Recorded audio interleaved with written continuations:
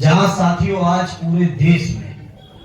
हालांकि हर चुनाव महत्वपूर्ण होता है,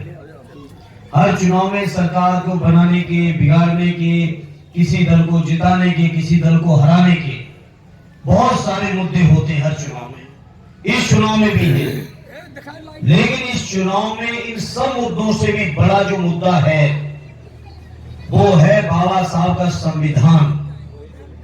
देश में संविधान रहेगा या कोई नया आरएसएस का संविधान आएगा, इस बात का फैसला इस चुनाव के परिणाम से होना है। पूरा देश चिंतित है भारतीय जनता पार्टी की कार्यशैली से, उनके तरीकों से, उनकी तानाशाही से, और सबको इस बात की शंका ही नहीं, पूरा यकीन भी है कि अगर बीजेपी दोबारा लौटी तो ये तय मानना कि बाबा साहब का संविधान, जिस संविधान के दम पर हमारे पूर्व वक्ताओं ने बहुत लंबी चर्चा की, हम उन बातों को नहीं दोहराएंगे। हम इतना ही कहेंगे कि आज हम आप सभी और पूरे देशवासी अगर मान से, सम्मान से, स्वाभिमान से, इज्जत से, भागीदारी से, हर तरह से अगर जीवन जी रहे हैं तो केवल और केवल उसका योगदान और कारण बाबा साहब का संविधान है, दूसरा कोई कारण नहीं है। और बीजेपी वाले नहीं चाहते ये सब चीजें हो, वो आरक्षण खत्म करना चाहते हैं, वो जाति जनगणना के लिए तैयार नहीं है, वो दलित, पिछड़े, आदिवासी, माइनॉरिटी के लोगों को कहीं भागीदारी देने को तैयार नहीं है। इसलिए वो चाहते हैं कि किसी तरह से संविधान खत्म कर देंगे तो उन्हें तानाशाही का रास्ता मिल जाएगा। ये चुनाव हमारे आपके सबके लिए जीवन का सबसे महत्वपूर्ण चुनाव हो गया,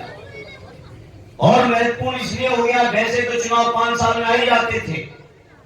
लेकिन ये मान के चलना अगर इस बार बीजेपी आ गई तो चुनाव होंगे भी या नहीं होंगे, होंगे तो किस तरीके से होंगे इसका कोई पता किसी को नहीं है। ये बात जरूर तय है कि जो हम लोगों को आज वोट देने का अधिकार मिला हुआ है, हक मिला हुआ है, आरक्षण मिला हुआ है, भागीदारी मिली हुई है, प्रतिनिधित्व मिला हुआ है, ये सारी चीजें खत्म करने का काम और कारण बीजेपी बन चुकी है। इन्हें सभी लोग मिलके इस बार बीजेपी को हराने के लिए मतदान कर दो, ये हमारी आप सभी से प्रार्थना है, अपील है, निवेदन है। और मैं समझता हूं आजमगढ़ के लोगों के बीच अभी बात नहीं छुपी है, ये संविधान बचाने के लिए देश में कोई संघर्ष कर रहा है तो उस व्यक्ति का नाम माननीय अखिलेश यादव है। माननीय अखिलेश यादव लगातार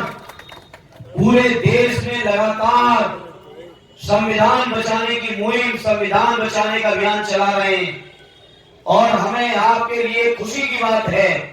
कि 2 चरणों का जो चुनाव हो चुका है उन दोनों चरणों में बीजेपी बुरी तरह से हार के आ रही है।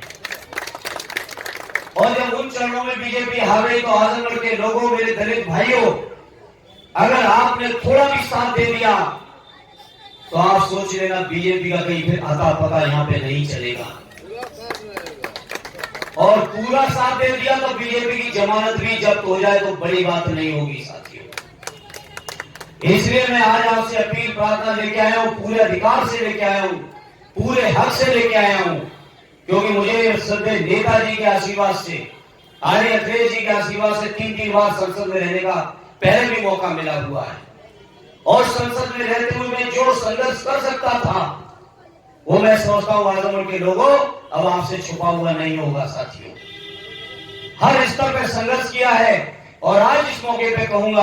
आजमगढ़ के लोगों, आपका आशीर्वाद लेके जब दिल्ली तक जाऊंगा तो और मजबूती के साथ आपके हक की लड़ाई को लड़ने में ये आपका बेटा और भाई कभी पीछे नहीं हटेगा, ये मैं आप सभी को यकीन दिलाते हुए, क्योंकि ये कार्यक्रम 2 घंटे विलंब में है, हम लोग लगातार वहां से फोन आ रहे हैं,